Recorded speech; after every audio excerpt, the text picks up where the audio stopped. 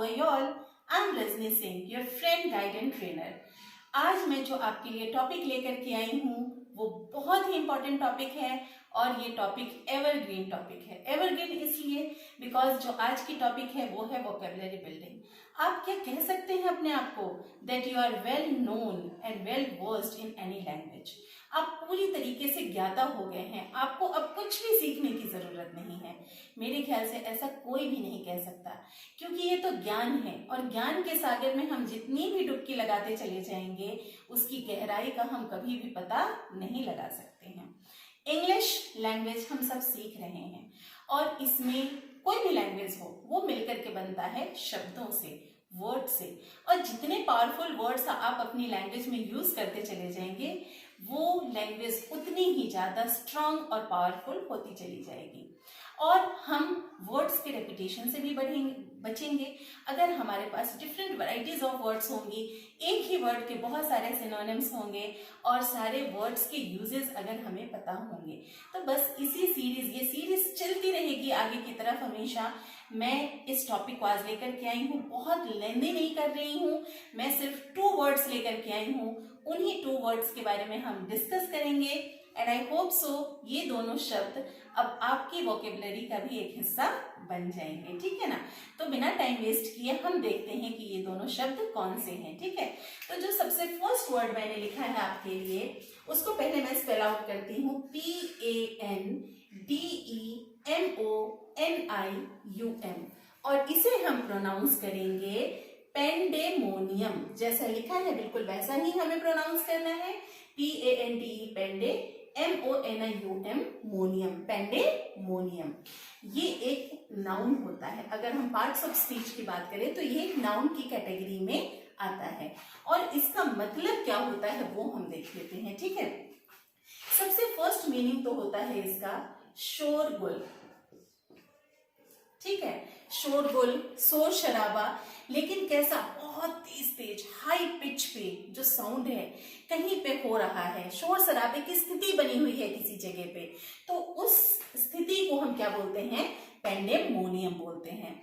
इसके लिए मैं एक सेंटेंस बोल सकती हूँ, I can tell a sentence that I can say a sentence over here that the stadium converted into the place of a pandemonium as soon as the match got over.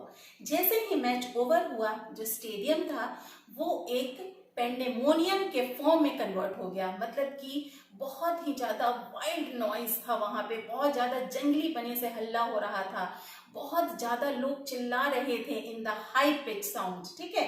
तो यहाँ मैंने शोरगुल तो लिखा है, लेकिन शोरगुल कैसा वाला, बहुत हाई पिच में, बहुत ही ज्यादा जंगली वे में, जैसे जंगली जानवर चीखते हैं चिल्लाते हैं उस तरीके का कुछ नॉइज जो होता है, उस तरीके का जो डिसऑर्डर होता है, ठीक है ना, अव्यवस्था होती है, क्योस होता है, उसके लिए हम ये वर्ड पेंडेमोनियम यूज करते हैं, ठीक है ना।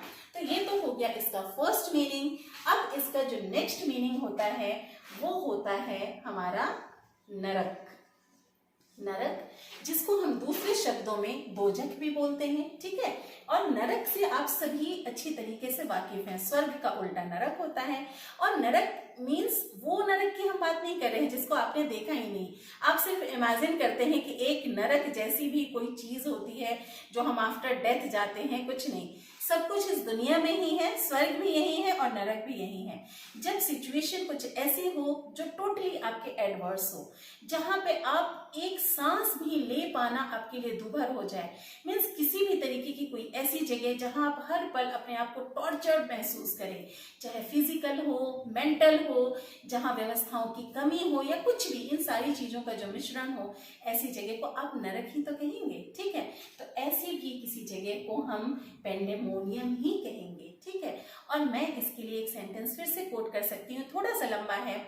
जैसे मैं बोल सकती हूँ कि I visited a place and I saw some children were sitting on the ground, the place was really very dirty and unhygienic, okay, but they all were forced to take their meal in that unhygienic situation. By watching this scene, I just observed in my mind and I said to myself that this place is a real pandemonium for them. मैंने sentence जैसा कि बोला थोड़ा सा लंबा बोला, लेकिन इसका मतलब क्या है, मैं एक जगह गई जहां मैंने देखा कि कुछ बच्चे जमीन पे बैठे हैं।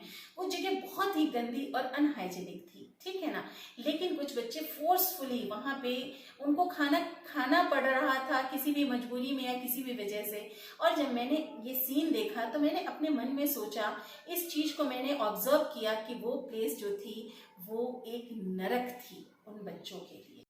और इसका नेक्स्ट मीनिंग है पिशाच या दानव की सभा। कोई असेंबली है जिसमें पिशाच या दानव है और उनकी कोई सभा है, कोई गैदरिंग है, कोई मीटिंग है, उसे भी हम पेंडेमोनियम बोलते हैं, ठीक है। अब इस पिशाच से आप मॉडर्न पिशाच को समझ लीजिए। मॉडर्न पिशाच से हमारा मतलब है जितने भी नॉन सोशल एलिमेंट्स होते हैं हमारे, ऐसे लोग जो सोसाइटी में रहने लायक नहीं है, इतने हिंसक हैं या उनकी एक्टिविटीज ऐसी हैं जो हमारी सोसाइटी जिसको एक्सेप्ट नहीं कर पाती है, वो सारे लोग भी तो आज के मॉडर्न दानव या पिशाच हैं, ठीक है ना। तो उनकी भी कोई सभा है, उसे भी हम क्या बोलेंगे, पेंडेमोनियम बोलेंगे।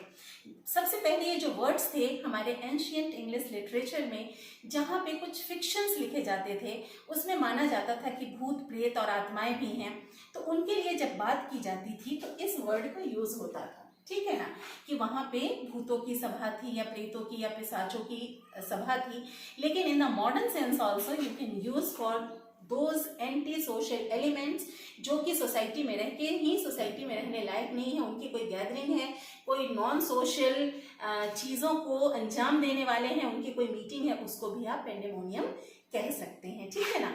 और इसी से बना है कि दानव का जो घर होता है, दानव या जो पिशाच होते हैं उनका घर होता है, उसे भी हम पेंडेमोनियम बोलते हैं, ठीक है ना।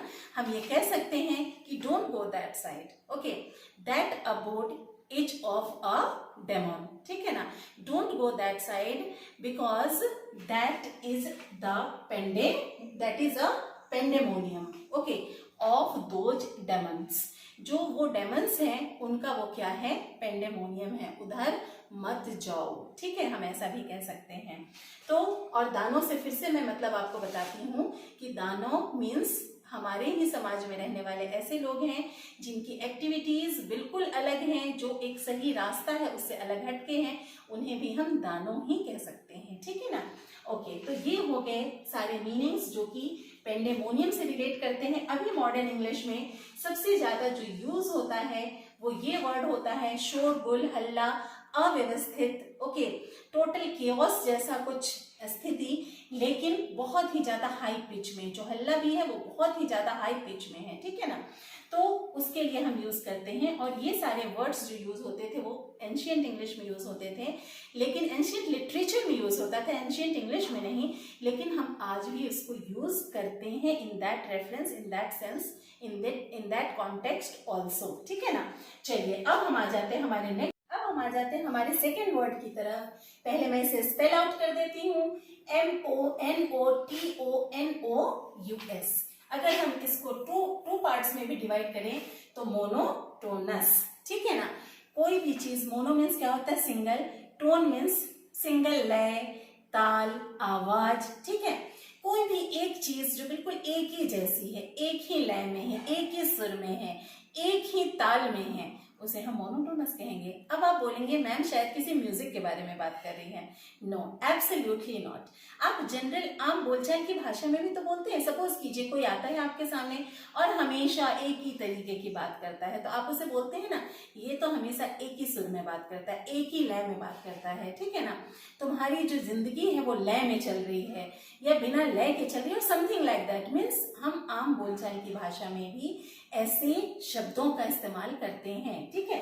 लेकिन यहाँ पे हमारा मतलब है कि कोई चीज ऐसी हो जाए लाइफ में जो एक जैसी रहे, उसमें कोई भी चेंज ना हो, कोई भी उसमें वैरायटी ना हो, और अल्टीमेटली उसका रिजल्ट ये आए कि वो सब कुछ हमारे लिए बहुत ही ज्यादा बोरिंग हो जाए, ठीक है ना।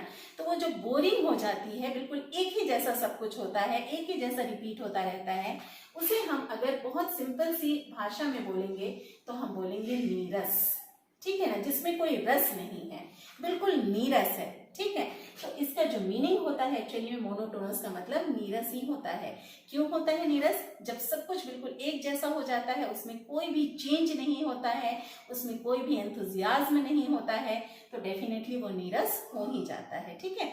और इसके लिए अगर एक सेंटेंस सिंपल से मैं कोट करूं तो मैं कह सकती हूँ कि he has got fed up of his life as his life is monotonous. Okay, या सिंपली मैंने इसको ये कहा कि वो अपनी लाइफ से फेड अप हो चुका है क्योंकि उसकी जिंदगी क्या है, मोनोटोनस है, ठीक है। I daily go to my office and I listen the what I can say lectures of my boss and really it is a monotonous thing for me, ठीक है ना। मेरे लिए क्या हो गया है, बहुत ही नीरस सी बात हो गई है। मैं रोज ऑफिस जाता हूँ और अपने बॉस का क्या सुनता हूँ, मैं लेक्चर सुनता हूँ, ठीक है। ये कुछ और भी हम कह सकते हैं कि the lifes of the women who are doing their household activities has become monotonous. Why it has become monotonous? Because they are daily repeatedly doing the same work, all those domestic works they are doing in their homes repeatedly without any variety, without any change. तो वो क्या हो गया है उनके लिए, वो जो टास्क हो गया है वो क्या हो गया है, मोनोटोनस हो गया है, और जिसकी वजह से उनकी लाइफ भी क्या हो गई है, मोनोटोनस हो गई है, ठीक है ना। हमेशा ऐसा नहीं होता है, but I am telling you, ठीक है, just it was an example. तो ये था मोनोटोनस और जिसका मतलब क्या था, नीरस। ओके, तो ये थे आज के हमारे 2 इंपॉर्टेंट वर्ड्स, जिसमें एक था monotonous and the first one was pandemonium and the second one was monotonous. Monotonous तो शायद आपने कई बार सुना होगा, मेरे ही वीडियोस में कई बार सुना होगा, लेकिन जो पेंडेमोनियम है वो टोटली आपके लिए, आई एम सर्टेन ये न्यू वर्ड था एंड आई एम ईगरली वेटिंग कि now what is your duty, now you have to include both these words into your language। अब अपने लैंग्वेज में, अपने सेंटेंसेस में आपको इन दोनों वर्ड्स को क्या कर लेना है, इंक्लूड कर लेना है, और करके देखिए, यू विल रियली एंजॉय, और बहुत मजा आएगा जब आप इन वर्ड्स को किसी के सामने बोलेंगे या लिखेंगे, और आपको क्या रिएक्शन मिलता है आप खुद ही देखिए उसको और ऑब्जर्व कीजिए, ठीक है। एंड नेक्स्ट थिंग, ये जो वर्ड्स थे इनका सिलसिला चलता रहेगा। मैं बहुत सारे वर्ड्स ऐसे जो कि पता है आपको अनलिमिटेड है लेकर के आती रहूंगी, आपके साथ डिस्कस करती रहूंगी, लेकिन इसके लिए आपको क्या करना है, आपको भी मेरे साथ बने रहना है। और बने रहने के लिए अभी तक अगर आप इस चैनल में नए हैं, सब्सक्राइब नहीं किया है, तो इस चैनल को प्लीज सब्सक्राइब कीजिए और बेल आइकन दबाना मत भूलिए, अदरवाइज आपको नोटिफिकेशन नहीं मिल पाएगा वीडियो लॉन्च होने के बाद भी। तो इसलिए बेल आइकन दबाना जरूरी है। और इससे भी ज्यादा, सबसे ज्यादा इंपॉर्टेंट है कि डे बाय डे आप अपने आप को अपडेट करते रहें, सीखते रहें, दूसरों को सिखाते रहें। इसी होप के साथ हम मिलते हैं नेक्स्ट वीडियो में। Till then keep on learning, keep on studying and take care of yourselves. Bye bye.